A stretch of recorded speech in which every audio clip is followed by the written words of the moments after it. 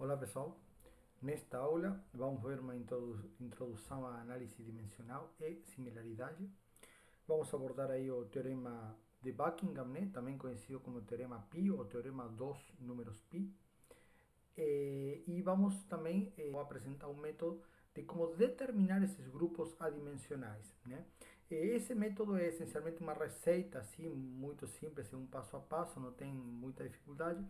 Mas o que é importante nessa unidade como um todo é entender, né, a aplicabilidade, né, da análise dimensional, para que ela serve, qual é o objetivo. E também vamos apresentar, vamos discutir, né, ao longo desta aula e também ao longo das aulas síncronas, a física por trás, o que representam esses parâmetros PIS do ponto de vista físico, né?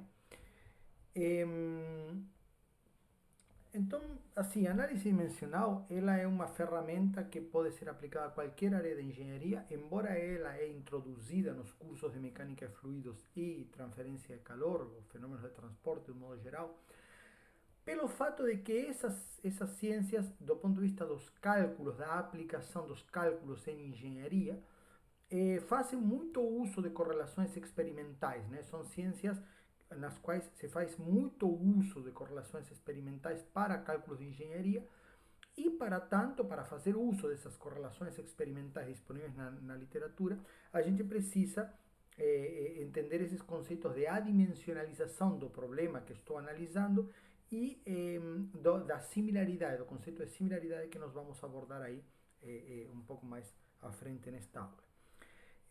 Então, assim, o objetivo fundamental, como diz aí, né, é diminuir o número de variáveis intervenientes em um determinado problema. Ou seja, essencialmente, se eu tenho um problema, eu vou discutir agora esse problema, por exemplo, da força do escoamento sobre uma esfera. Imagina uma esfera. Uma esfera, aqui está representada como uma bola de futebol, mas pode ser uma esfera, pode ser, por exemplo, uma antena de comunicação, pode ser, de um modo geral, outro corpo, não necessariamente esférico, né? Nós vamos aplicar uma esfera, mas pode ser a força de carga de vento, por exemplo, ou a força que um fluido exerce, um fluido incidente sobre um corpo, exerce sobre esse corpo, né? Então, qual é a força, neste caso, que nós vamos aqui procurar determinar e procurar analisar essa força de arraste, né, que esse fluido está exercendo sobre esse corpo. E o objetivo fundamental aqui é diminuir o número de variáveis intervenientes nesse problema, ou seja, partindo do fato de que essa força, em princípio, depende de vários parâmetros de escoamento, e eu, por exemplo, quero fazer um experimento, né, para determinar a relação funcional entre essa força e os parâmetros de escoamento, o objetivo agora, então, é procurar diminuir o número de parâmetros de forma, claro, a diminuir o número de experimentos. Então, essa seria a primeira aplicação aí da análise dimensional. Entretanto, a aplicação mais comum, mais prática, que é a que nós vamos utilizar nesse curso, é para utilizar correlações experimentais desenvolvidas para experimentos com outras dimensões, com outras características, porém similares ao problema que nós estamos analisando, né? É essa a questão. Ou seja, nós podemos utilizar, essa ferramenta nos permite utilizar dados experimentais desenvolvidos para problemas similares, porém não iguais, né? E utilizar esses dados experimentais para nossos cálculos de engenharia, para aplicação nos nossos problemas de engenharia. Então, esse é o principal aplicação, a principal aplicação do ponto de vista prático de cálculo de engenharia da análise dimensional. E para ilustrar então um pouco melhor essa questão aí da redução do número de parâmetros, vamos analisar um problema. A princípio, vou apresentar uma análise mais qualitativa, apenas para entender a ferramenta. Vamos analisar um problema, né, como que eu estava comentando agora há pouco, sobre qual seria a carga de um vento que ele está incidindo com uma determinada velocidade u sobre uma esfera com diâmetro d, né? O que eu quero averiguar é essa força, e evidentemente que essa força vai depender, claro, da velocidade, do diâmetro e de outros parâmetros que nós vamos analisar. Então, o primeiro passo, né, em qualquer análise, e neste caso, o primeiro passo quando a gente for determinar os parâmetros adimensionais que governam esse problema, é primeiro determinar quais são os parâmetros dimensionais, ou seja, quais são as variáveis de escoamento envolvidas no problema e que afetam, né, a variável que eu estou tentando aqui calcular, que estou tentando determinar experimentalmente. Então, de um modo geral, o que nós queremos fazer, por exemplo, para este caso, depois nós vamos aplicar a outros exemplos, mas para este exemplo particular, que vamos utilizar aí como exemplo de aplicação para discutir o problema, ou para discutir a metodologia, né? É determinar uma relação funcional que me diga, para uma variável, que eu vou chamar uma variável dependente, ou seja, vai ser a força, essa força que eu vou chamar de força arraste. Para essa força, uma relação funcional, né, com os parâmetros que vão afetar essa força. E aí, essa relação, evidentemente, há parâmetros que são praticamente intuitivos, ou seja, eu não preciso entender nada de mecânica de fluidos, é uma coisa intuitiva, que praticamente do senso comum, que se eu tenho uma esfera pequena, mantendo claro, uma coisa importante, quando eu faço essa análise dos parâmetros que governam determinado, que afetam, né, uma determinada variável, nesse caso a força, eu tenho que manter os outros parâmetros constantes. Então, por exemplo, se eu manter a velocidade constante, o fluido, evidentemente que essa esfera, se essa esfera está submersa num ar, numa água ou num mel, a força vai ser diferente. Mas mantendo todos os parâmetros, ou seja, mantendo o fluido, o mesmo fluido, e mantendo a velocidade incidente constante, se eu mudar o diâmetro dessa esfera, é claro que a força vai mudar, né? Como eu falo, isso é intuitivo, né? Então, outra variável do escoamento vai ser a velocidade. Agora, ao contrário, vou manter o diâmetro constante e vou pensar, bom, se eu vario a velocidade incidente sobre essa esfera, se eu aumento ou diminuo essa velocidade, também é uma coisa que é praticamente intuitiva, a força vai, evidentemente, mudar. Então, vou ter que essa velocidade vai afetar. Uma coisa que não é tão intuitiva, ou pelo menos não é tão direta, porque ao menos preciso conhecer as definições de viscosidade e de densidade, né? Ou seja, não é uma coisa que é intuitiva, mas já preciso, né, de ter uma ideia, né, da mecânica de fluidos, são as propriedades do fluido. E aqui eu vou colocar como propriedades do fluido, por exemplo, a viscosidade, a densidade. Poderia considerar outras propriedades do fluido, como por exemplo a condutividade térmica, que é uma propriedade que nós também, né, vimos no início desse curso, como sendo uma propriedade importante aí associada aos fenômenos de transferência de calor. Porém, nesse caso particular, nós observamos, né, que como esse problema não envolve transferência de calor, a princípio a condutividade não vai afetar o meu problema, né? É claro que eu poderia aqui querer complicar e pensar, por exemplo, mas a densidade depende da temperatura, a viscosidade depende da temperatura. Pode haver esse problema isotérmico, a princípio é um problema isotérmico, ou seja, um problema onde a temperatura pode ser considerada constante em todo o meu escoamento. No entanto, se eu querer realmente, digamos, começar a pensar um pouco mais detalhadamente o problema, posso dizer, olha, se esse problema tem atrito, né? Por exemplo, aqui tem um atrito aqui, um atrito viscoso na superfície, eu vou ter uma transformação de energia mecânica em energia térmica. E esse atrito então vai gerar uma variação de temperatura local. E aí essa temperatura pode afetar a viscosidade, que pode afetar a força, enfim. Então essa discussão eu estou colocando, pessoal, porque assim, se a gente for analisar todas as variáveis que afetam um problema, evidentemente que todas as variáveis de escoamento vão estar relacionadas com o problema.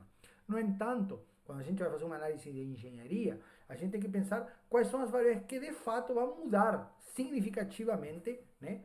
Nesse caso, a minha força, que é a variável que estou tentando analisar. Se eu, por exemplo, quiser determinar qual é o calor que essa esfera está trocando com o meu ar ambiente, aí sim eu precisaria incorporar a condutividade térmica do fluido, porque evidentemente que a condutividade térmica do fluido vai influenciar o processo de transferência de calor.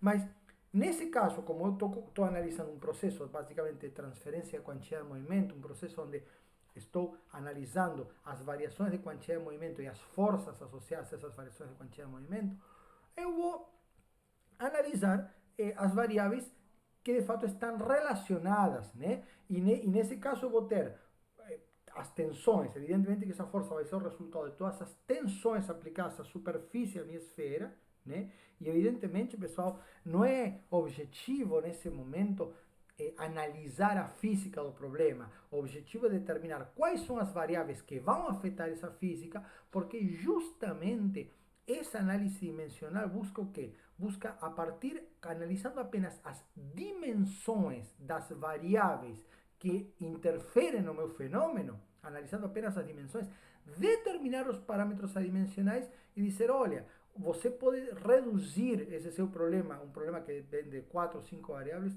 a um problema que depende apenas de um único parâmetro adimensional. Então é o que a gente chama de redução dimensional, ou seja, basicamente eu parto de um problema que depende de várias variáveis e fazendo esse trabalho, né, com as dimensões dessas variáveis, né, eu vou poder reduzir o número de variáveis que intervêm no problema. Então, basicamente essa que é a ideia.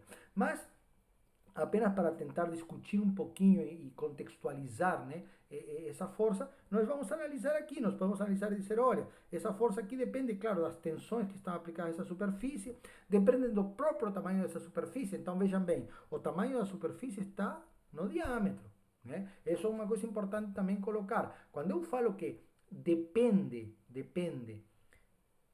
quais são as variáveis que interferem no meu problema, eu sempre tenho que considerar variáveis independentes. Por exemplo, eu posso dizer, olha, a superfície dessa esfera, ela, por exemplo, a superfície dessa esfera é um π diâmetro quadrado. Né? Essa é a superfície externa dessa esfera. Né? A superfície externa dessa esfera é igual a π vezes o diâmetro ao quadrado. E é claro que as tensões vão atuar na superfície dessa esfera, tanto as tensões viscosas quanto as pressões. Mas, uma vez que eu coloquei o diâmetro aqui, eu já estou considerando, né? Por isso que esse é um aspecto importante que já vou antecipar. Quando a gente vai analisar quais são as variáveis que interferem no meu escoamento, eu tenho que analisar as variáveis independentes. Por exemplo, neste caso, se a superfície da esfera, aquela superfície onde estão atuando as tensões, é uma função do diâmetro, eu vou considerar o diâmetro, já estou considerando esse diâmetro, não importa se esse diâmetro aparece na superfície, aparece, enfim, em alguma outra característica geométrica, mas desde que dependa somente do diâmetro, o diâmetro já vai estar, essa variação, essa relação funcional entre a força, no caso, e a superfície externa da esfera, já vai estar representada pelo diâmetro. Nós falamos então do diâmetro, falamos da velocidade, essas variáveis, como comentei, têm que ser independentes, né? Vamos falar agora, por exemplo, das propriedades do fluido. Quais propriedades do fluido? Aquelas propriedades que afetam o meu problema. Nesse caso, a densidade e a viscosidade. A viscosidade é uma relação bastante direta, né? Por que a viscosidade afeta? Porque a viscosidade está associada às tensões cisaliantes nessa superfície e essas tensões cisaliantes vão estar associadas com a força, vão com certeza estar associadas a afetar essa força. E a densidade, por quê? Porque a densidade, pessoal, está associada a um efeito inercial do escoamento. Então, essencialmente, o que acontece? Quando eu tenho um escoamento com uma determinada densidade que está chegando num corpo, eu vou ter o que se chama um processo de troca de quantia de movimento. Ou seja, basicamente, esse fluido vai frear e vai transferir essa quantia de movimento para o corpo. A gente pode pensar isso a nível energético, por exemplo, considerando a questão da relação entre energia de pressão e energia cinética, e eu observar que se esse corpo está parado e o fluido que está chegando nesse corpo, quando ele chega à superfície do corpo, ele se estagna, ou seja, ele diminui a sua velocidade, ele vai aumentar a sua pressão, porque há uma diminuição da energia cinética e um aumento da pressão. E a pressão, multiplicada pela área, vai novamente afetar a força. Insisto, não estamos aqui fazendo uma análise quantitativa, ou seja, o quanto afeta a pressão, o quanto essa força é devido à pressão, o quanto essa força é devido às tensões viscosas. Na verdade, estamos dizendo assim, vamos elencar todas as variáveis que afetam o meu problema, que afetam, nesse caso, a minha variável, que essa aqui é a minha variável dependente, e vai ser função dessas, que eu vou chamar de parâmetros independentes, né? Parâmetros independentes. Então, quais são os parâmetros independentes que afetam a minha variável que estou tentando determinar? Então, muito bem. Uma vez feito esse exercício, né? Que isso sim, insisto, requer um certo conhecimento do problema, conhecimento do fenômeno, e essa a parte onde vem a questão do conhecimento do engenheiro. Quais são os parâmetros que afetam o seu problema? E aí nós temos que entender o fenômeno, entender a física do fenômeno que estamos analisando, né? Nós vamos ver que o teorema Pi é um teorema essencialmente matemático, o teorema de Buckingham, né? É um problema, um teorema que lida apenas com as dimensões. Ele não se preocupa com qual é a física do problema. Ele lida apenas com as dimensões que intervêm nos parâmetros físicos do problema, ok? Mas esse primeiro passo de determinar quais são as variáveis que afetam o meu problema é um passo que requer, claro, um conhecimento do fenômeno físico do problema.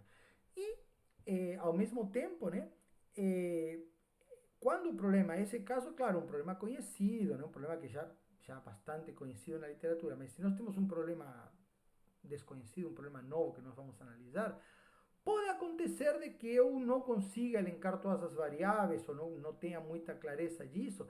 E aí vem algumas outras técnicas, né, baseadas em alguma estatística. Por exemplo, aí técnicas mais elaboradas como Design of Experiments, né, ou em português, projeto de experimentos, onde eu vou fazer análises. Por exemplo, eu posso dizer, bom, eu vou fazer algum experimento fazendo uma variação, né, variando alguma variável, fazendo uma análise de sensibilidade, ou seja, quanto a variação dessa variável afeta estatisticamente o meu experimento, né, o resultado do meu experimento, né. Então aí vem aqui essa questão, por exemplo, de algumas análises estatísticas que envolvem teste de hipótese, etc., onde eu vou dizer assim, bom, a primeira pergunta que eu preciso me fazer, aquela variável afeta ou não afeta o meu fenômeno, né? É claro que isso aí, estou falando de situações, por exemplo, que vocês podem vivenciar a nível de pesquisa, quando vão pesquisar um novo fenômeno, um novo projeto, um novo sistema. Quando a gente vai analisar, no contexto desse curso, fenômenos que já foram analisados, que já são conhecidos, já é sabido, digamos assim, quais são os parâmetros que afetam ou não o fenômeno em questão, né? Então, nesse caso particular desse exemplo, nós estamos considerando aqui um problema afetado por essas quatro variáveis. E agora vamos analisar o seguinte, apenas para pensar um pouquinho no problema. Imagine agora que eu quero apresentar e deixar disponível, né, na literatura uma relação funcional, esta relação funcional, onde diga assim, olha, eu vou te dar uma tabela ou uma relação funcional analítica, enfim, de alguma forma eu vou colocar essa informação, onde para um determinado intervalo de variação de diâmetros, digamos, eu vou variar a minha esfera de um diâmetro de 10 centímetros até 1 metro, ou 2 metros, enfim. Vou variar a minha velocidade de 1 metro por segundo a 20 metros por segundo. E vou variar o meu fluido, a minha viscosidade e a minha densidade. Também vou ficar variando o meu fluido. Evidentemente que é um problema até um pouco mais complicado, mas eu posso colocar essa esfera num túnel de vento, por exemplo, para onde meu fluido vai ser ar, e posso colocar uma esfera num túnel de água, onde meu fluido vai ser água. Então vou ficar variando as propriedades do fluido. Se para cada um desses parâmetros, eu quiser, nesse intervalo de variação, variar, por exemplo, 10 vezes o meu parâmetro, o número de experimentos vai ser o número de vezes, o número de intervalos, digamos assim, que eu quero variar esses parâmetros, elevado ao número de variáveis. Neste caso particular, por exemplo, eu poderia dizer assim, eu quero variar 10 intervalos, e são quantos? São 4 parâmetros independentes, ou seja, eu teria que levar, né? Estamos falando aí de 10.000 experimentos. E notem que eu não estou fazendo grandes variações, estou variando o diâmetro 10 vezes, a velocidade 10 vezes, a viscosidade 10 vezes e a densidade 10 vezes. E digo mais, há dificuldades experimentais associadas, porque variar o diâmetro e a velocidade pode até ser relativamente fácil, num túnel de vento com certa controlabilidade, mas variar o fluido, variar as propriedades do fluido, é bem complicado, por exemplo, eu conseguir em um determinado fluido manter, por exemplo, a densidade constante e variar só a viscosidade. Poderia pensar em colocar alguns aditivos, etc., mas não é uma coisa fácil. Realmente tem uma certa dificuldade de variar, por exemplo, as propriedades do fluido de forma independente. Então, enfim, dado esse problema, que nós vamos ver agora, o que o Teorema Pinos diz? O Teorema Pinos diz, olha, você pode pegar esse problema e dizer o seguinte, você pode dizer que essa força, que vamos chamar de uma força adimensional, que na verdade isso aqui é um parâmetro que a gente vai de π1, vai ser uma função de um único parâmetro. Depois nós vamos ver que nesse caso particular, nesse exemplo particular, a gente pode fazer uma redução de 3 parâmetros, né? Isso aí tem a ver com o número de dimensões necessárias para representar as dimensões desses parâmetros, né?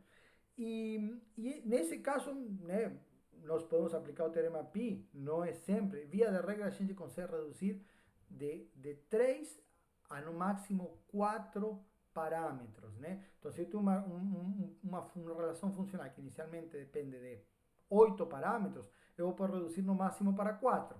Mas já é uma grande ajuda, né? Porque imaginem que o número de parâmetros independentes entra no expoente.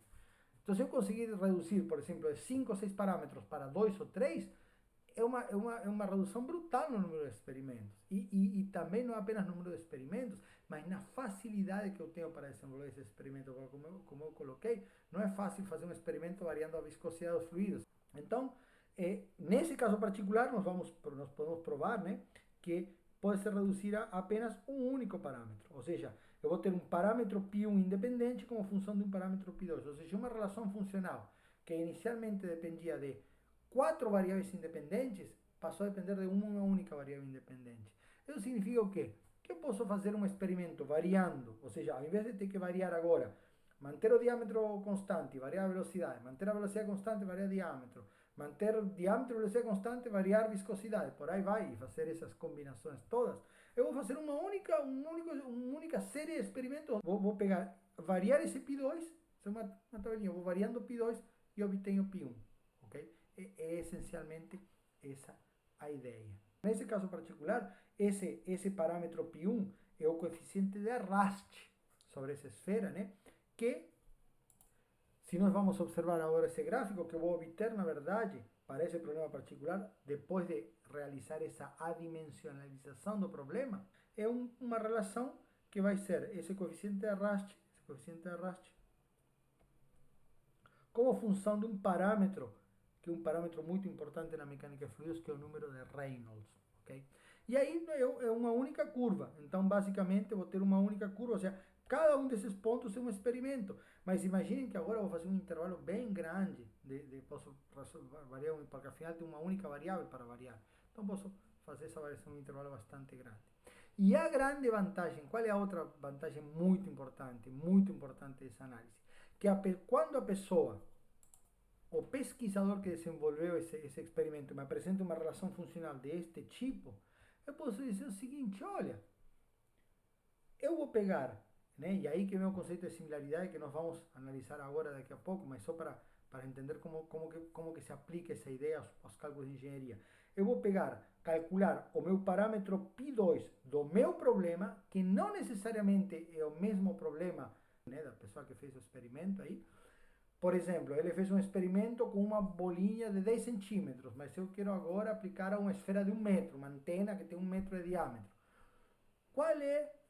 Como que eu faço essa relação? Posso usar o experimento que ele usou? Posso. É só pegar o seguinte, dizer, olha, fazer essa similaridade, calcular qual é o π do meu experimento, igualar com π, entrar numa tabela lá, no experimento da pessoa que fez para outra esfera, não importa, determinar o π2 e aplicar, ou seja, agora determinar o π1, que seria o parâmetro dependente, e aplicar ao meu problema. Nós vamos fazer esse procedimento a modo de exemplo para entender melhor, mas o que eu quero dizer o que é importante que fique claro aqui é que essa ideia de adimensionalizar o problema não é somente reduzir o número de parâmetros, que já é muito importante.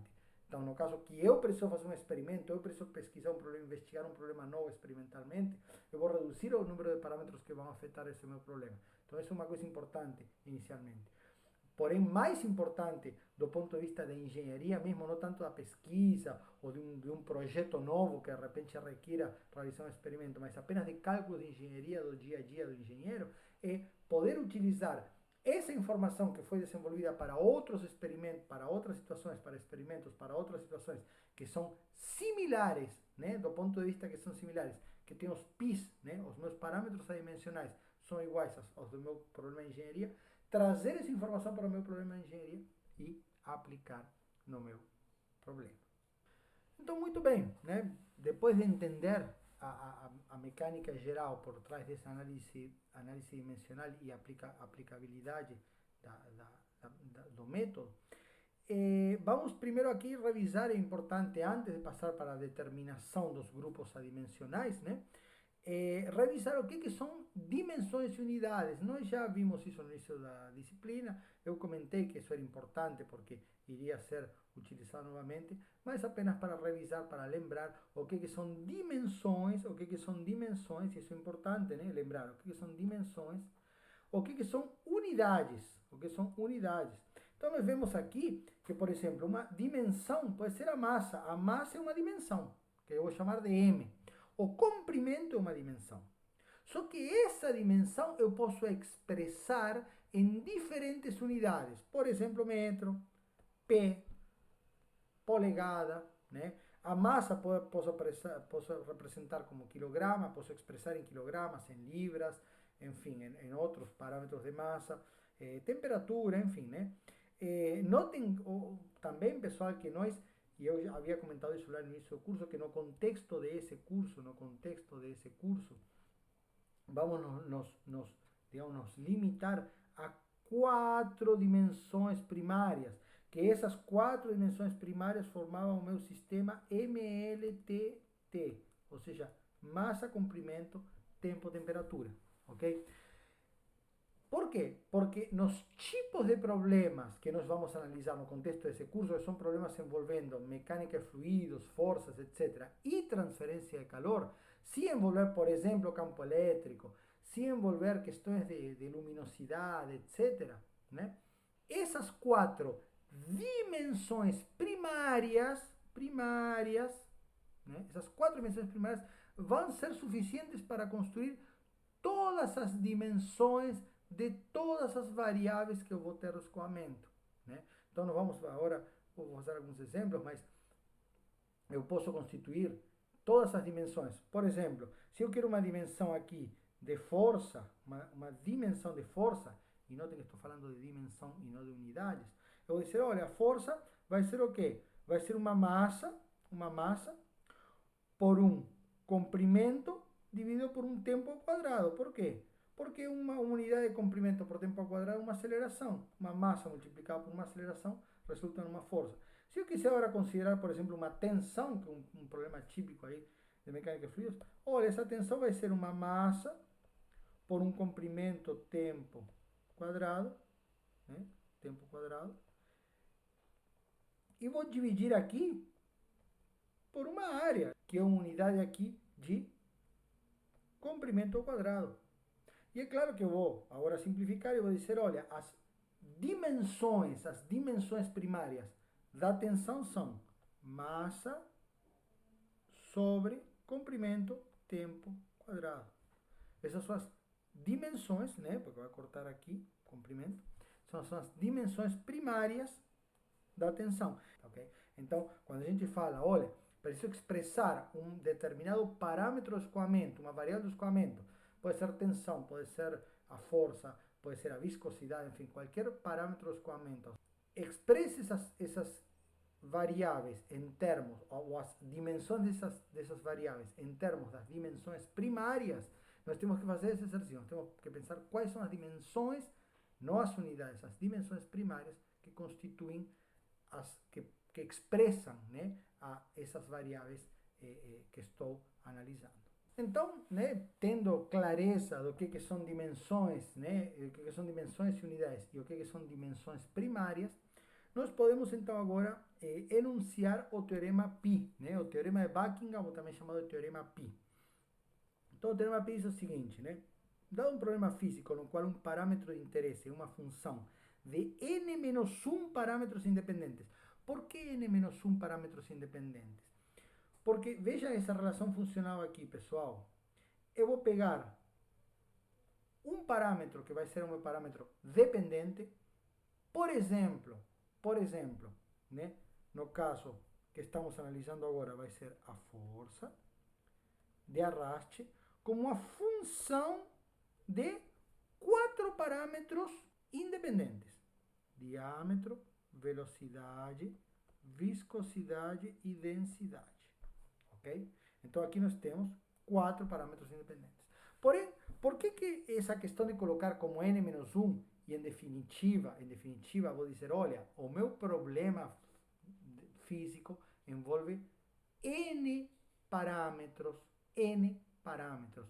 Não importa quais são dependentes ou independentes.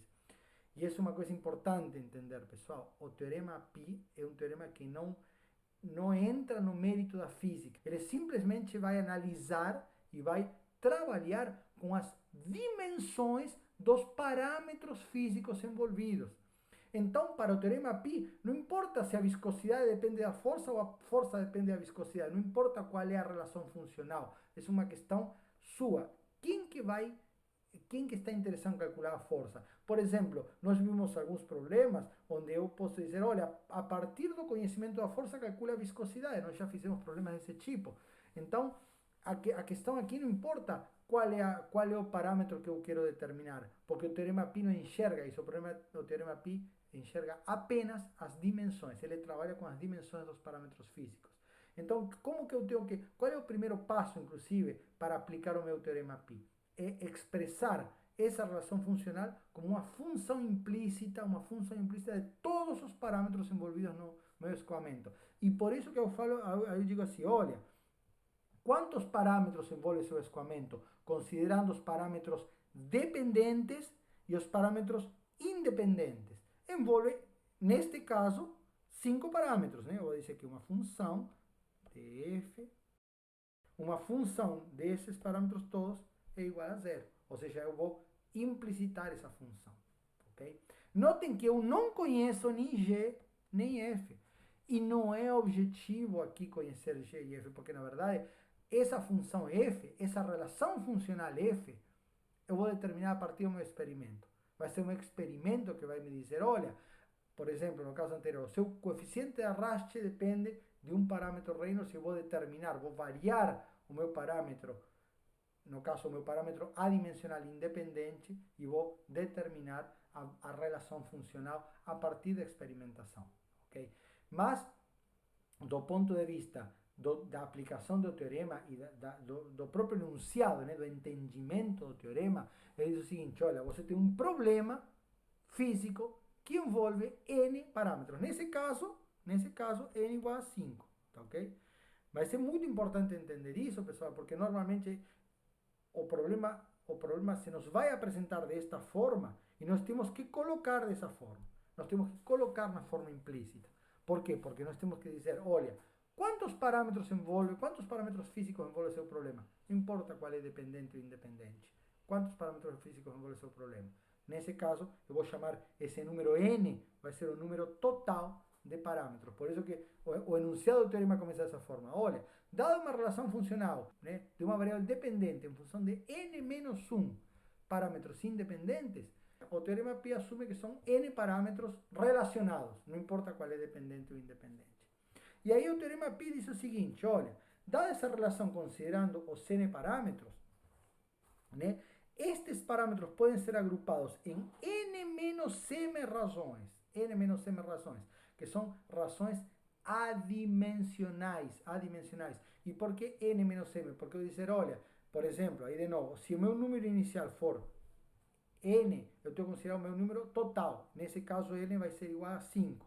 n-m razões independentes e expressar uma relação funcional desta forma. Ou seja, notem que eu passei de uma função que tem n variáveis a uma função que tem n menos m variáveis, né? E se eu coloco ainda, posso dizer, olha, eu agora vou expressar, vou recuperar a minha forma de variável dependente e variável independente dessa forma.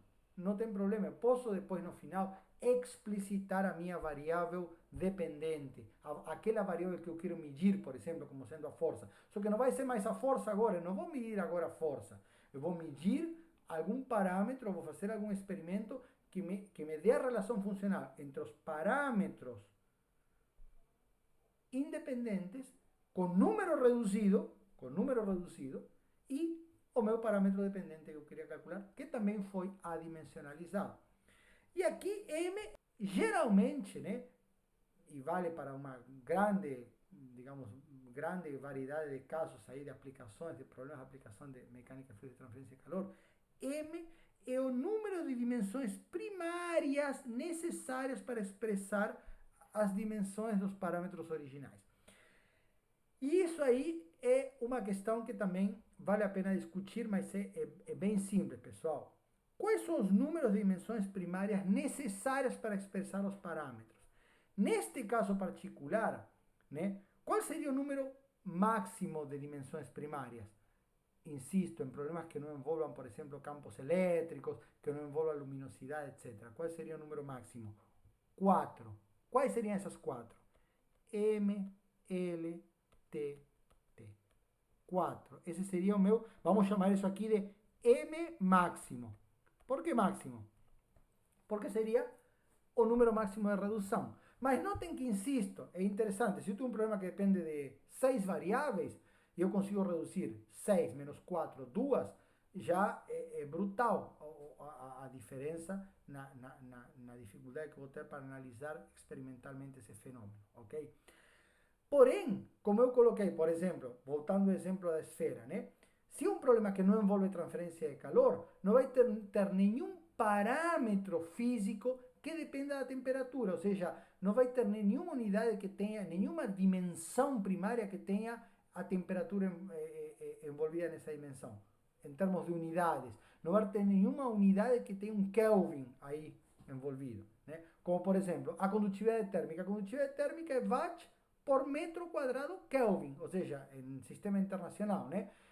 Mas seria uma energia por uma área e por uma temperatura. Por quê? Porque aí é um problema que envolve temperatura. Agora, nesse problema que não envolve a transferência de calor, que não envolve parâmetros que dependem da temperatura, né? E também não envolve a própria temperatura, porque a própria temperatura é expressa em Kelvin, quais seriam as unidades, as dimensões primárias necessárias para expressar todos os parâmetros físicos envolvidos no meu problema? Então vejam bem, que eu tenho força, vai ser unidades de, como eu coloquei, de dimensões de massa, comprimento e tempo quadrado.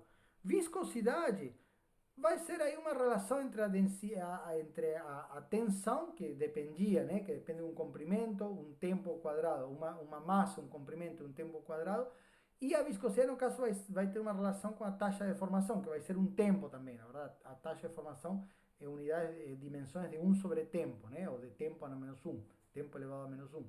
Então, a viscosidade também vai envolver massa, comprimento e tempo. A densidade vai envolver uma massa por um volume. Então, vai envolver uma massa por um comprimento ao cubo. Ou seja, vai envolver massa e comprimento. Então, quais são as dimensões primárias que eu tenho neste problema, que são necessárias para expressar todas as dimensões dos parâmetros envolvidos? M, neste caso particular, M, L e T. Por que M, L e T, pessoal? Porque é um problema que envolve forças, né? Ou seja, notem que há uma relação entre o tipo de física envolvido e as dimensões. Embora, insisto, o teorema Pi não sabe disso, o teorema Pi só vai trabalhar com as dimensões, mas nós enxergamos, nós observamos que há uma relação entre as dimensões envolvidas e o tipo de física. Nesse caso, é um problema onde está calculando forças, que dependem de tensões, que dependem das propriedades dos fluidos, mas não vão depender, por exemplo, da condutividade térmica, não vão depender da temperatura. Se eu tiver um problema de transferência de calor, aí envolveria a temperatura. Então, teria mais uma variável dependente, que seria, por exemplo, o calor total trocado, e eu teria mais uma variável, uma dimensão primária para reduzir o número de parâmetros. Nesse caso, o M, nesse caso, vai ser igual a 3. O M, nesse caso, vai ser igual a 3. Ou seja, a redução máxima que eu poderia ter para um problema que envolve apenas forças e tensões, que não envolve a temperatura, né? Não envolve nenhuma variável que dependa da temperatura nas suas dimensões primárias, não tem nenhuma relação com fenômenos envolvendo a temperatura, é um problema que vai ser simplesmente, vai ter 3 parâmetros como possibilidade de redução. Porém, nesse caso, vejam bem, pessoal, eu parti do número 5, ou seja, eu parti, nesse caso eu vou ter que o número inicial, que eu vou chamar de n, nós dizemos, olha, n é igual a 5 nesse caso. Se nós temos um m igual a 3, qual vai ser n menos m? N menos m vai ser 2 parâmetros, que vai ser exatamente o que eu comentei. Eu vou ter um π1 como função de π2, certo? Imaginem, fiz um grande negócio, né? Reduzi de quatro para um parâmetro independente, ou de cinco parâmetros totais para dois parâmetros, né? No final, dois parâmetros adimensionais no final da minha análise. Então, essa é a grande vantagem, né? Em termos de redução de experimentos, e lembrando ainda que a principal utilidade no contexto dos cálculos de engenharia, e em particular no contexto desse curso, é a possibilidade de utilizar relações de parâmetros adimensionais desenvolvidas que estão disponíveis na literatura para calcular os parâmetros como forças, tensões, etc., envolvidos no nosso problema, nos nossos problemas de engenharia. Então, uma vez enunciado o teorema Pi, né, que apenas é um teorema que me diz, olha, se você tem um problema envolvendo n variáveis dimensionais, você pode reduzir esse problema a um problema que tem n-m variáveis adimensionais, agora são adimensionais, né? Digamos, esse número m é o número de dimensões primárias que expressam todos os seus parâmetros do problema. Lembrando que o número de dimensões primárias necessário para expressar os parâmetros físicos do problema depende da física do meu problema. Se eu tenho um problema, por exemplo, cinemático, que envolve apenas velocidades e geometrias, quais vão ser as dimensões primárias? Comprimento e tempo. Ou seja, nesse caso, m vai ser igual a 2. Se eu tenho um problema que envolve cinemática e também envolve dinâmica, se é um problema que envolve forças envolvem massas, né? As dimensões de forças envolvem uma massa. Então, vou ter massa, comprimento e tempo. M igual a 3. E se eu tenho um problema, né? No caso que seria o nosso problema mais geral, no contexto do nosso curso, que envolve forças e envolve, por exemplo, um problema de transferência de calor, que envolve temperatura, o meu M máximo seria 4. Então, notem que esse valor de M, que é o número de dimensões primárias necessárias para expressar os meus parâmetros físicos, depende de fato da física envolvida no meu problema.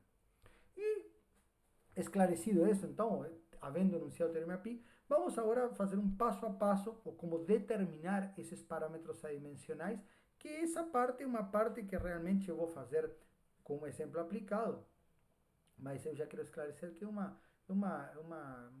procedimento muito simples, uma receita de bolo, né, que vocês podem depois estudar independentemente aí de um livro e fazer os exemplos, realmente não tem nenhuma dificuldade, né? Mas eu vou aqui fazer um passo a passo e eu vou fazer da seguinte maneira, vou ir apresentando, lendo cada um dos passos, né? E desenvolvendo um exemplo para apresentar, para entender como que são aplicados esses passos nesse meu problema de determinação dos grupos adimensionais. Então, vamos aplicar esse método, né, de determinar os parâmetros adimensionais para este problema que nós temos aqui. Esse aqui é um problema típico que nós, inclusive, vamos utilizar esse tipo de correlações nesse curso para calcular, né, para avaliar a perda de carga em um duto, né, em um duto de exceção constante a princípio. Então, essa perda de carga essencialmente vai ser devida ao atrito, né, desse fluido com as paredes do meu duto. Nesse caso, não tenho acelerações, não tenho variações da quantidade de movimento. Então, basicamente, vai ser por atrito. A variação de pressão entre a entrada e a saída, que a minha variável a ser determinada, vai ser devida ao atrito do fluido dentro desse duto. E aí, vou aqui colocar quais são os parâmetros que afetam meu escoamento. Eu já listei aqui no meu problema. Insisto, não é a ideia agora discutir a física do problema, mas os parâmetros físicos envolvidos para poder aplicar, né, a redução, né, o método de redução de variáveis. E aqui nesse caso eu vou ter, eu elenquei aqui os parâmetros, vou dizer que minha variação de pressão, né, entre a entrada e a saída desse duto, meu ΔP, né, quando eu falo ΔP, seria a pressão na saída menos a pressão na entrada, ok? Só para deixar claro o que é a pressão na entrada. Mas Aqui não importa o valor, ou seja, eu não vou colocar aqui o valor da pressão da saída e o valor da pressão da entrada. Eu quero calcular o ΔP, qual é a variação, não importa qual é o valor da entrada e da saída, qual é a variação de pressão nesse problema. E eu vou dizer que essa variação de pressão, que seria a minha variável dependente, vai depender dos seguintes parâmetros.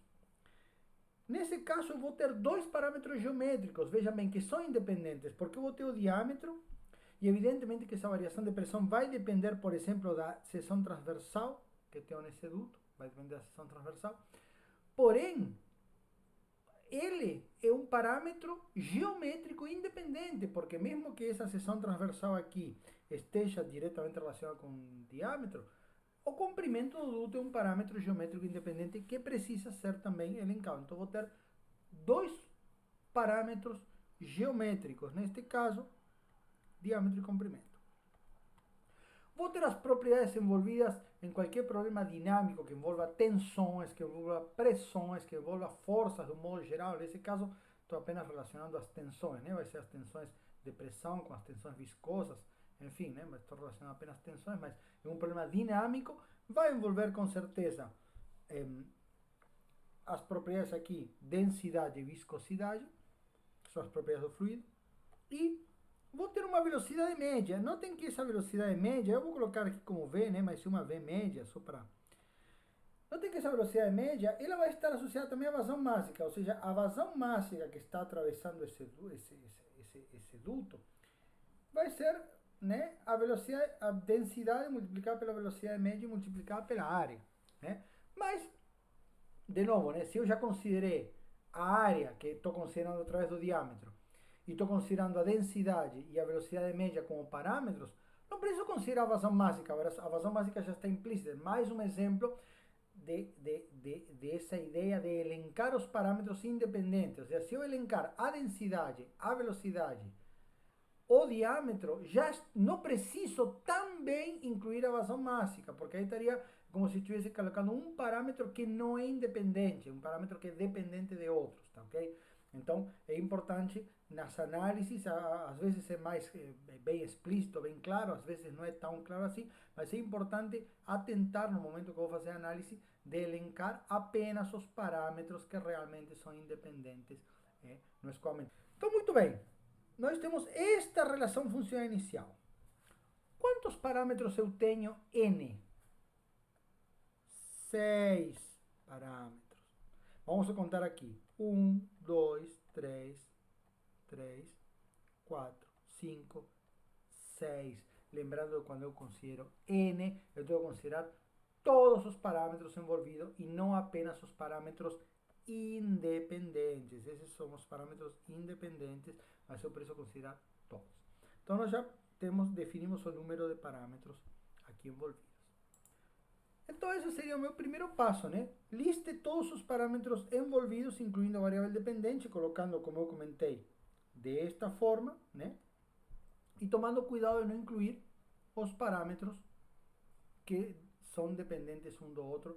E aí colocou esse exemplo, por exemplo, o raio e a área. Expressa os parâmetros em termos das dimensões primárias. Então, agora é um exercício importante que é expressar todos os parâmetros como função das, ou as dimensões dos parâmetros como função das dimensões primárias que definem essas dimensões. Então, vou fazer o exercício aqui da seguinte maneira, né? Vamos aqui listar, depois esse procedimento pode ser mais rápido, mas nos primeiros exercícios que vocês vão fazer, recomendo fazer bem passo a passo para entender, né, como funciona. Então, nesse caso, por exemplo, vamos listar aqui ΔP, ou seja, quais são as dimensões primárias da pressão. Vou listar aqui o diâmetro, comprimento, ok? Densidade, viscosidade e velocidade. Vou colocar aqui a velocidade como um parâmetro, velocidade média como um parâmetro no escoamento. Então, muito bem. Quais são as dimensões primárias do diâmetro? Comprimento. Quais são as dimensões? Vou começar pelas fáceis, né? Quais são as dimensões primárias do comprimento? comprimento. O comprimento do tubo, a dimensão primária é comprimento. Pode ser metro, pé, polegada, mas a dimensão é comprimento. Da densidade é uma massa por um comprimento elevado ao cubo. Lembramos que uma massa por unidade de volume. Da velocidade também é fácil, é um comprimento por tempo. Então, eu estou listando todos em função das dimensões primárias. Da pressão, a pressão fica um pouco mais complicado, mas a gente vai fazer uma vez a dedução, depois vocês podem repetir. Então, vou colocar aqui. O que é a pressão? É uma massa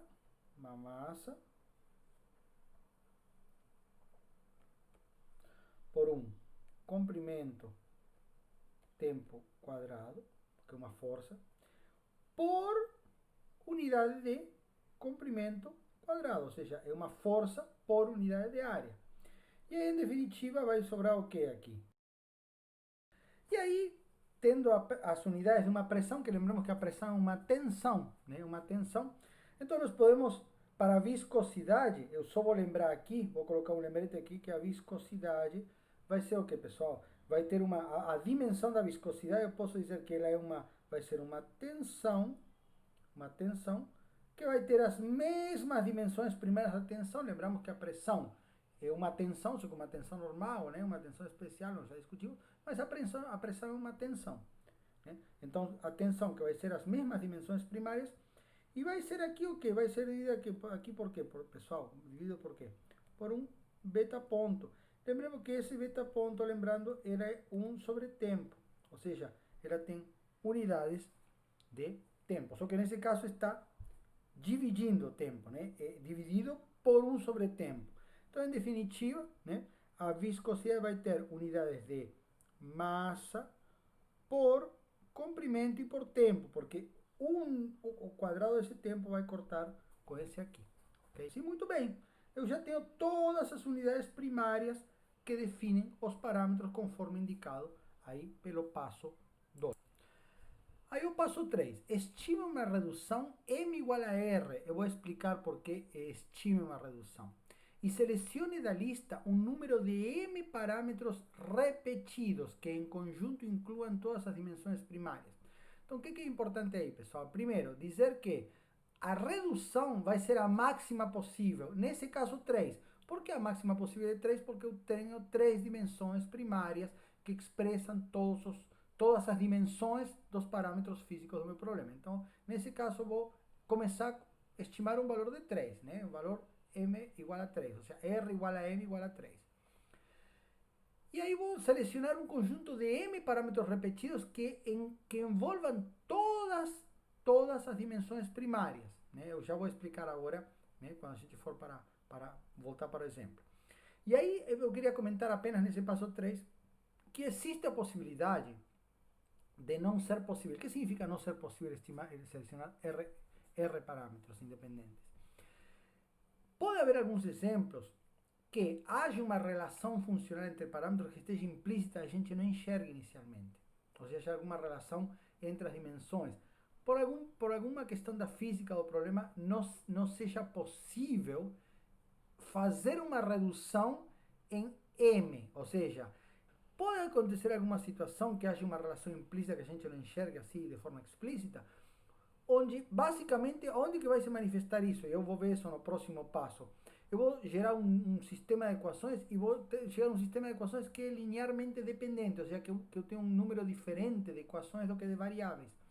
Nesse tipo de situação, eu vou dizer, opa, há alguma relação funcional que não estou enxergando, eu vou diminuir ou seja, vou voltar a esse passo e vou diminuir em 1 esse parâmetro.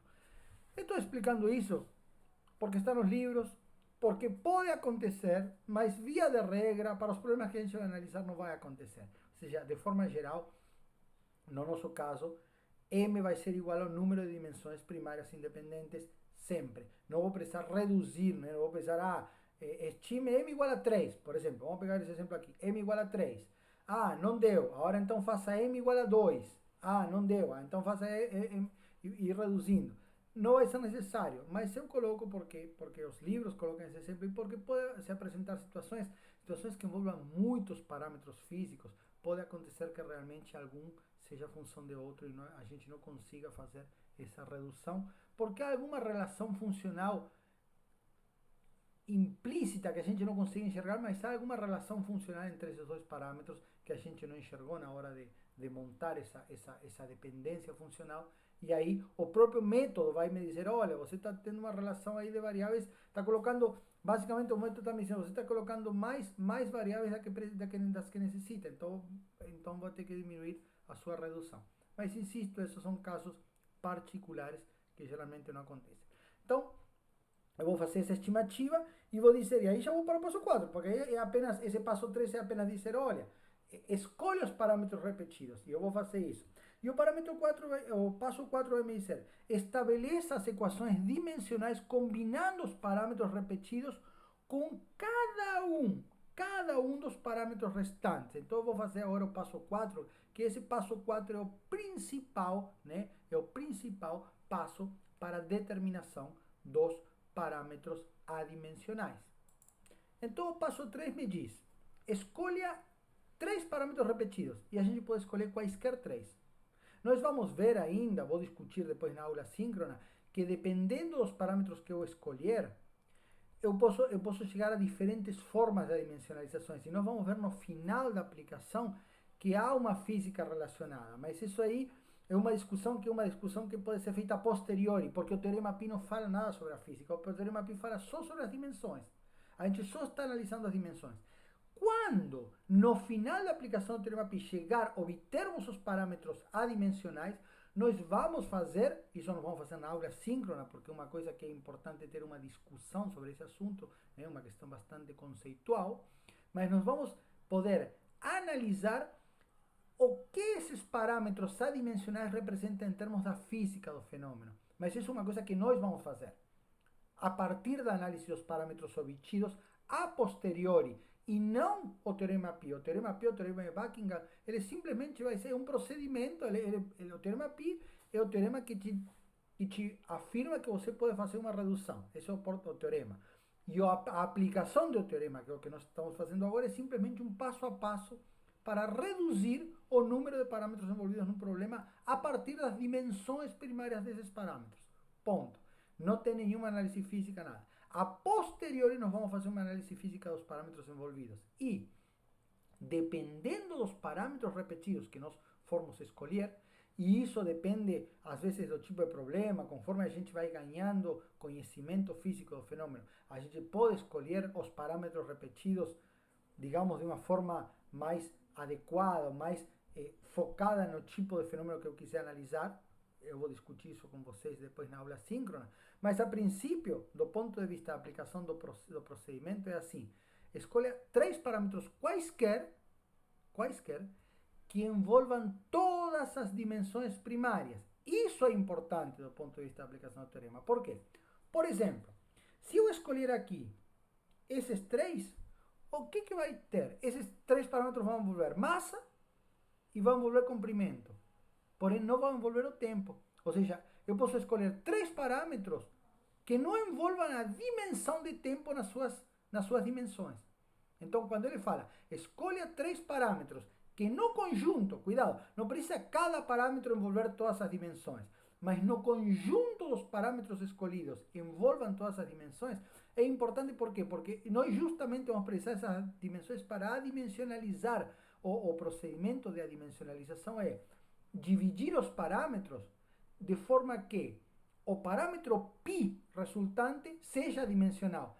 Se esses parâmetros que nós vamos considerar como parâmetros repetidos, por que parâmetros repetidos? Pois são os parâmetros que a princípio vão aparecer em todos os meus πs, os meus números adimensionais. Se esses parâmetros, por exemplo, não envolvem o tempo, eu não vou conseguir adimensionalizar o tempo. Então, essa é a explicação muito simples de por que alguns dos parâmetros, insisto, não precisa todos envolver todas as variáveis, todas as dimensões, mas o conjunto dos parâmetros precisa envolver todas as dimensões. Então, nesse caso, uma escolha que poderia representar, né, esses todos os parâmetros poderia ser, por exemplo, né, que eu vou escolher aqui, eu vou escolher, por exemplo, o diâmetro, vou escolher a densidade, que é uma variável, né, que representa aí, tem a massa, e vou escolher a velocidade. Outra recomendação também, que embora o teorema Pi não coloque, é sempre escolher os parâmetros repetidos dentre os parâmetros que no meu problema inicial eram os parâmetros independentes. Isso não é um requerimento do teorema ou da aplicação do procedimento, mas é importante por quê? Porque o que eu quero é que a pressão fique, o delta P, que é a minha variável, digamos, que eu quero depois isolar, que vai ser a minha variável dependente, fique um parâmetro adimensional que envolva o delta P e que esse delta P esteja no numerador. Né? Depois do procedimento nós vamos entender isso, mas normalmente assim, os parâmetros repetidos não é necessário do ponto de vista da aplicação do procedimento, mas do ponto de vista depois da utilidade final dos parâmetros adimensionais, é recomendável que os parâmetros repetidos sejam escolhidos dentre os parâmetros que inicialmente eram os parâmetros independentes.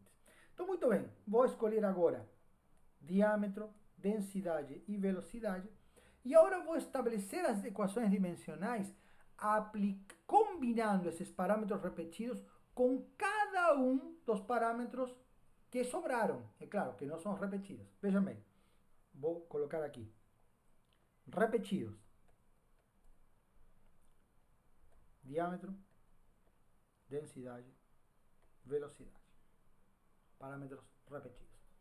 Como que eu vou estabelecer as equações dimensionais agora, pessoal? Como que eu vou estabelecer as equações dimensionais agora? E eu apaguei meu quadro para ter mais espaço. Então vamos colocar aqui quais serão os parâmetros repetidos. Diâmetro, densidade, velocidade. E agora eu vou determinar os parâmetros adimensionais combinando os parâmetros repetidos com cada um dos parâmetros que sobrou. Quais são os parâmetros outros? Vamos chamar de outros. O delta P, porque embora o delta P é a minha variável independente, eu vou ter que adimensionalizar esse delta P. A viscosidade e o comprimento. Okay? Esses são os parâmetros outros. Okay? E agora eu vou combinar cada um. Então vou dizer, por exemplo, que meu π1, ou seja, meu primeiro parâmetro adimensional, vai ser um produto, né? De alguma forma já uma combinação, não um produto, uma combinação da pressão, que vai ser o meu primeiro parâmetro outro, com os três parâmetros repetidos. Rho, V, D. Ok? E como que eu estabeleço a equação dimensional? Que é essa grande questão aqui, que é um procedimento algébrico simples, mas é que é importante trabalhar em cima de um exemplo. Como que eu estabeleço a minha equação dimensional? Da seguinte maneira, eu tenho que dizer que esse parâmetro π, ele é adimensional, ele não tem dimensões. Então, eu vou dizer o seguinte, eu vou fazer uma combinação de produtos, de potências, de todos os meus parâmetros repetidos, com o parâmetro que eu quero adimensionalizar. Nesse caso, eu vou dizer que o π1 é o meu delta P adimensional, ou seja, eu vou dizer que é a adimensionalização do meu delta P. Então, vou dizer que o produto, né? Então, vou dizer que esse delta P multiplicado por uma densidade elevada a um parâmetro A, que eu não conheço, mas vou determinar. Uma velocidade elevada a um parâmetro B e um diâmetro elevado a um parâmetro C tem que ser igual a um π adimensional, né? Ou seja, a um parâmetro que é adimensional. Isso implica o quê, pessoal? E agora que vem a questão das equações dimensionais. Eu vou dizer que a pressão, as dimensões da pressão, e aí vamos lembrar quais eram as dimensões da pressão. M sobre LT quadrado. Essas são as dimensões da pressão. Multiplicado por as dimensões da densidade, M sobre L cubo. Porém, a densidade está elevado a um parâmetro A, que eu vou determinar. Multiplicar pelas dimensões da velocidade, L sobre T, elevadas a um parâmetro B, que eu vou determinar. E multiplicadas por as dimensões do diâmetro, que é um comprimento elevado a um parâmetro C, onde A, B e C são parâmetros a serem determinados. Então vejam bem, vou dizer que as dimensões desse parâmetro π têm que ser nulas, ou seja, esse parâmetro π não pode ter dimensão. Então vou dizer o quê? Que isso é igual a uma dimensão, todas as dimensões que envolvem o problema, no caso m elevado a zero, L elevado a zero e T elevado a zero. O que significa? Se todas as dimensões são elevadas a zero, ou seja, não há dimensão. Do lado direito, esta dimensão primária, vamos chamar assim, essa dimensão combinada, ou esse conjunto de dimensões primárias combinados, não pode ter dimensão. Então, estou dizendo que do outro lado, e isso aqui, pessoal, é o que eu chamo de equação dimensional. Por que equação dimensional? Equação dimensional. Porque é uma equação que envolve as dimensões primárias dos parâmetros. Então, vou dizer que a combinação desses parâmetros tem que ter dimensões nulas, ou seja, tem que ser adimensional. E aí, com isso, vou estabelecer, continuando, a segunda parte da minha equação dimensional, que vai dizer o seguinte, olha, vou apenas igualar de um lado e do outro, o que seriam os expoentes dessas equações, porque o que eu quero determinar, ou seja, o objetivo aqui, pessoal, é determinar A, B e C, tal que o π1 seja dimensional. Eu não falei nisso, mas esse é o objetivo. Então, o que eu vou fazer? Eu vou igualar os expoentes agora da seguinte maneira. Vou dizer que a massa elevado a 1, então esse aqui é 1, mais A, porque é a massa elevado a, é igual a quê? Do outro lado, o que eu tenho do outro lado? Vai ser igual a 0. Vou dizer, agora vou olhar para o comprimento. Então, essa seria a equação dimensional da massa. Agora, a equação dimensional associada ao comprimento. Como está o comprimento no início? É menos 1. Por que menos 1? Porque este comprimento aqui está elevado a menos 1. Aparece no denominador com potência unitária. Menos, vejam bem, 3A, porque toda a dimensão combinada da densidade está elevada a esse parâmetro A. Menos 3A. Mais B. Por que mais B? Porque eu tenho um comprimento elevado a B. Mais C. Igual a quê, pessoal? Igual a 0.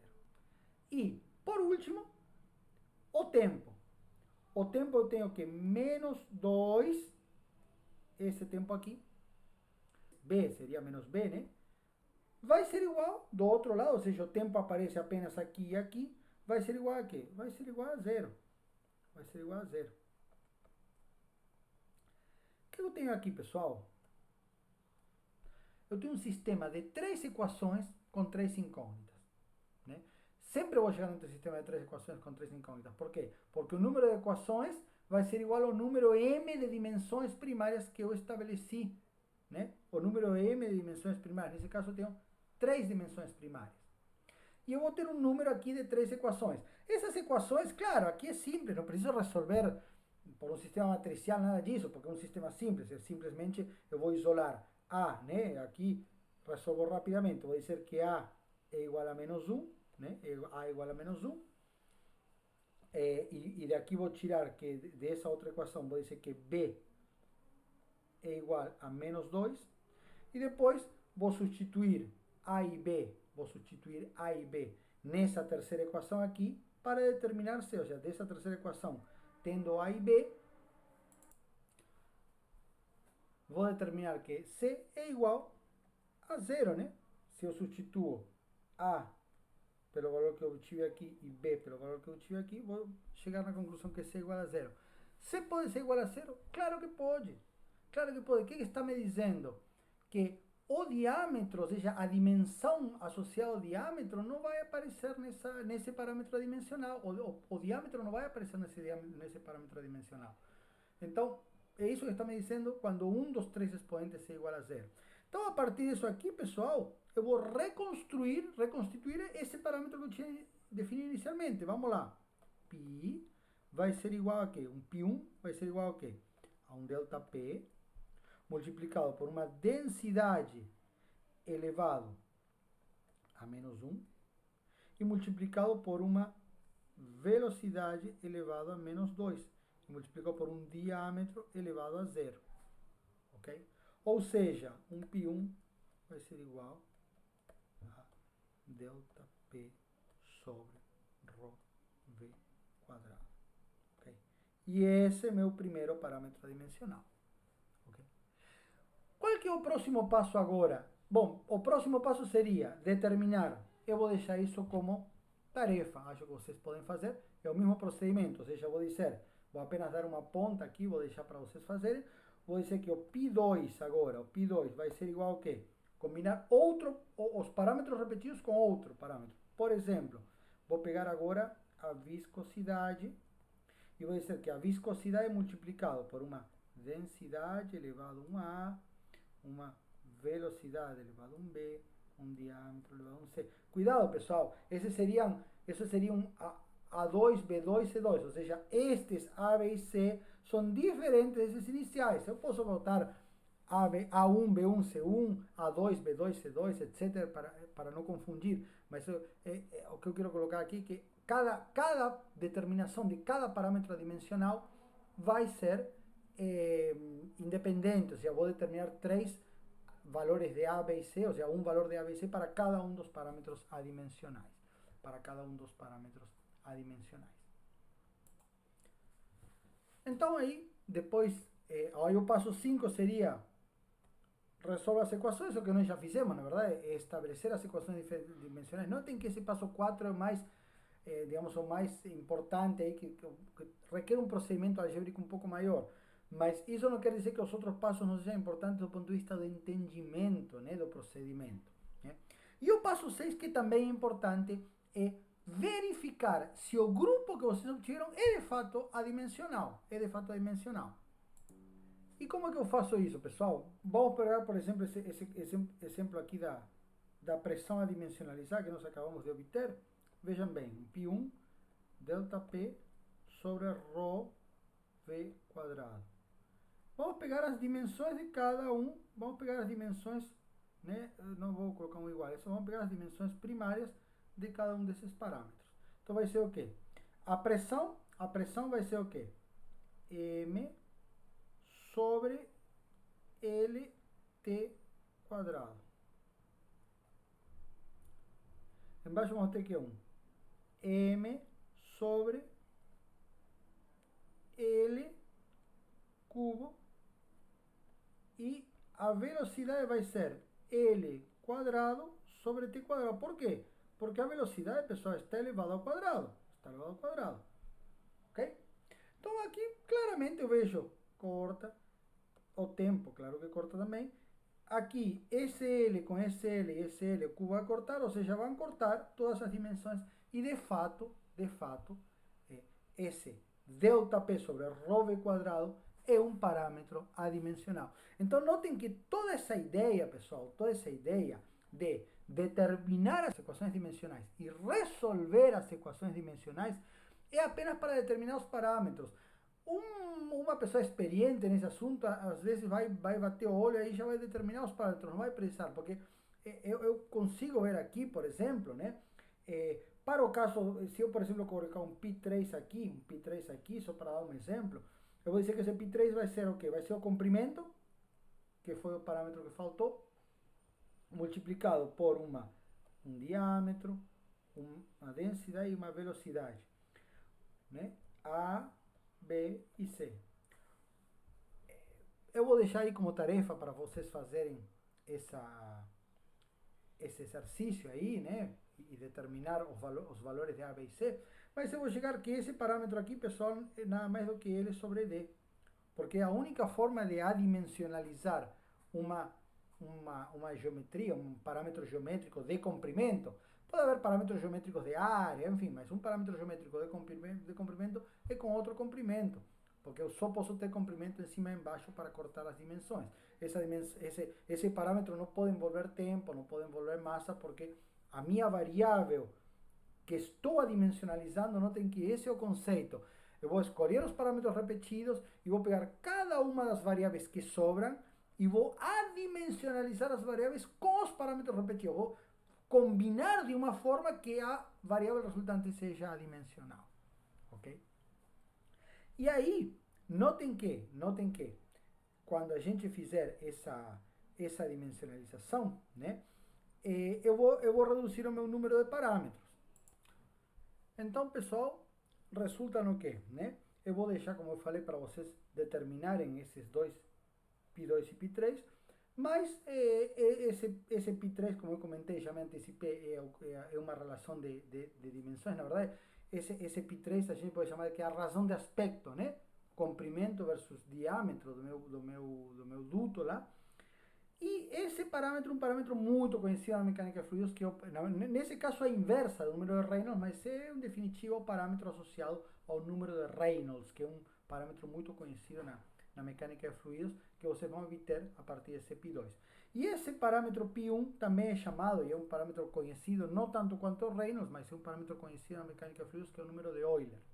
Então vejam bem, pessoal, nós partimos de uma relação que eu tinha 5 parâmetros independentes envolvidos e cheguei numa relação que tem apenas 2 parâmetros independentes envolvidos. Então isso aí é de uma utilidade fantástica em termos de redução de número de variáveis. Mas não só isso, não só isso. Tá? Depois nós vamos fazer alguns exercícios aí na aula síncrona, mas apenas queria relatar aqui, de repente para vocês irem já antecipando e fazendo alguns exercícios, como que aplica, como que se aplica isso aqui? Então é muito simples, pessoal. A aplicação que eu comentei da adimensionalização para o problema de engenharia é da seguinte maneira, utilizando o conceito de similaridade. Então depois nós vamos até discutir um pouco melhor esse conceito, mas há 3 tipos de similaridades, que são a similaridade geométrica, cinemática e dinâmica. E essencialmente, pessoal, o que essas 3 similaridades dizem é o seguinte, olha, similaridade geométrica é quando o meu modelo, ou seja, o meu fenômeno que eu estou estudando e o modelo em escala, o modelo em laboratório, ou o modelo que aquele outro pesquisador, porque essa é a nossa principal aplicação, aquele outro pesquisador estudou, é igual em geometria, porém tem uma escala, né? É o famoso modelo em escala de um carro, por exemplo, um carrinho, né? Todo mundo já viu que aquele carrinho colecionador, que era um modelinho em escala, etc. Então você pega todas as dimensões do seu problema e faz uma escala geométrica. Para o problema que nós acabamos de analisar, o que significa isso? Que o L sobre D, que é o meu parâmetro de escala, a minha razão de aspecto, do duto que eu estou analisando é igual ao L sobre D do duto que a outra pessoa lá estava analisando, aqui o pessoal fala de modelo e protótipo, porque via de regra você tem um protótipo, que é seu problema, seu desenho de engenharia, que você vai querer desenvolver, e o modelo é um modelo que você vai testar no laboratório. Mas como eu já comentei, não é só para testar em laboratório, a nossa principal aplicação é utilizar correlações e dados experimentais de terceiros. Então vou dizer assim, vou dizer, olha, quando eu determino a mesma relação de aspecto, no caso seria a mesma escala, a mesma relação de escalas geométricas do meu duto que estou analisando e do duto que eu tenho dado experimental, isso é similaridade geométrica. Similaridade cinemática, né? E aí está claro, cinemática e dinâmica é quando todos os parâmetros cinemáticos são iguais, e aí basicamente, o que estamos falando de parâmetros cinemáticos? De relações de velocidade. Nesse caso, como temos apenas uma única velocidade envolvida, não vai haver nenhum parâmetro cinemático específico aqui, né? Temos alguns problemas que resultam em parâmetros que são apenas cinemáticos, ou seja, assim como esse parâmetro é apenas geométrico porque envolve escalas de comprimento, em alguns tipos de problema, aqui vou dar como exemplo o número de Freud, penso que vocês vão investigar, né, o número de Freud, número de fluido é essencialmente uma relação de uma velocidade em relação à velocidade de onda, assim como o número de Mach. São relações de velocidades. Então, quando essas relações de velocidade são iguais entre o modelo e o protótipo, ou entre o que eu estou querendo calcular e o dado que eu tenho de terceiro, o experimento do terceiro que eu estou utilizando, aí chamamos de similaridade cinemática. E quando há similaridade dinâmica, significa que tanto os parâmetros geométricos, cinemáticos e dinâmicos são iguais no modelo e no protótipo. Em resumo, pessoal, para atingir similaridade completa, que é a situação onde eu vou poder aplicar as correlações para cálculo de engenharia, eu tenho que ter todos os parâmetros π independentes de ser iguais. Quais são os parâmetros π independentes? Os que estão do outro lado da equação, ou seja, o meu parâmetro dependente é o que eu quero calcular. Então, esse vai ser o que eu quero calcular. Agora, os parâmetros independentes, adimensionalizados, têm que ser iguais em relação da correlação que estou querendo utilizar e da correlação do meu problema em questão que estou querendo calcular. Então, esse é o resumo, ou seja, há algumas situações que nós vamos discutir depois melhor, insisto, né, sobre a questão quais são as diferentes tipos de similaridade, algumas situações onde posso admitir uma similaridade incompleta, ou seja, que nem todos os parâmetros adimensionais sejam iguais. Mas para eu ter garantia de poder aplicar sem problemas, sem restrições, essas correlações, todos os parâmetros independentes têm que ser iguais no modelo de laboratório que alguém testou, que eu vou testar, e no meu protótipo que eu estou querendo calcular, no meu fenômeno que eu estou querendo fazer os cálculos de engenharia. E aqui, para terminar, apenas por curiosidade, que é uma questão bem interessante, uma figura aí que está no livro do Senja, o que vocês veem aí do lado esquerdo da tela é uma gota, né, por incrível que pareça, é uma filmagem de uma gota entrando num corpo de água, então tem um corpo de água parado, estático completamente, e eu coloco uma gota. Evidentemente, para fazer essa filmagem, deve ter colocado algum corante ou fez alguma filmagem que permitiu ver esse parâmetro, esse padrão de escoamento, mas é essencialmente uma gota caindo na água. Claro que está invertida a foto, né? Mas é essencialmente uma gota caindo na água. Vocês imaginem que é um fenômeno que tem uma escala muito pequena, de alguns centímetros, né? E são velocidades também pequenas, enfim. Mas qual é a característica desse fenômeno? Que é uma situação de uma forma violenta. Claro, dependendo das escalas, mas para a escala da gota, uma gota caindo numa velocidade alta, numa água que está parada, é um fenômeno que estou perturbando, ou seja, estou gerando uma velocidade inicial na superfície da água muito violenta, que está perturbando esse escoamento e está gerando esse padrão de escoamento. Notem aqui que eu tenho aqui uma forma como se fosse um cogumelo, né? E tenho até essas estrias, essas formas aqui, essas estrias aqui, tem um formato muito similar ao lado direito, que acredito que todo mundo vocês já conhecem, infelizmente conhecido, né? Que é o cogumelo nuclear, né? Um efeito na atmosfera de uma bomba atômica. Notem que essa escala aqui é de quilômetros, pessoal. Essa aqui é a escala de quilômetros, enquanto essa escala aqui é de centímetros, né? E nesse caso, só para esclarecer, nesse caso eu não tenho similaridade completa, tá? Uma das coisas que vocês podem perceber que não há similaridade completa é na questão da turbulência. Esse escoamento é laminar, né? O escoamento aqui escoa em laminar, enquanto aqui vocês veem que aqui tem essas até porque até a esteira aqui embaixo é similar, também se produz uma onda expansiva na superfície. Então, realmente os fenômenos, é interessantíssima essa foto, porque há muita similaridade nos fenômenos físicos. Porém, as escalas são muito diferentes, e justamente por essa diferença de escala é uma similaridade incompleta, mas permite observar e visualizar como funciona essa questão da similaridade. Por que eu posso analisar, digamos, por que eu posso, a partir do escoamento, de calcular a força numa esferinha, por exemplo, de 2, 3 centímetros, eu posso aplicar essa correlação para uma esfera de 1 metro, né? Porque desde que eu mantenha os parâmetros adimensionais iguais, né? Insisto, não é esse o caso, porque esse caso tem alguns parâmetros adimensionais são iguais, outros não, mas alguns parâmetros adimensionais são iguais, pelo menos os parâmetros que caracterizam o formato, né, o padrão, a estrutura do escoamento são similares, né? São iguais os parâmetros de um lado e do outro da imagem. E aí eu observo que tem muitas similaridades, é muito interessante esse fenômeno. Então, assim, isso que são fenômenos similares.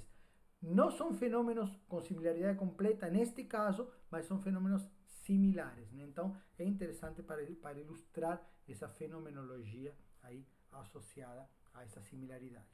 E então, para concluir, só vamos pensar em uma explicação rápida de como que eu aplicaria. Então, o que eu faço? Por exemplo, se eu tenho este problema com os meus parâmetros, ou seja, o meu fluido, a velocidade do meu problema, o diâmetro, o comprimento, e eu quero calcular a variação de pressão, o que eu vou fazer?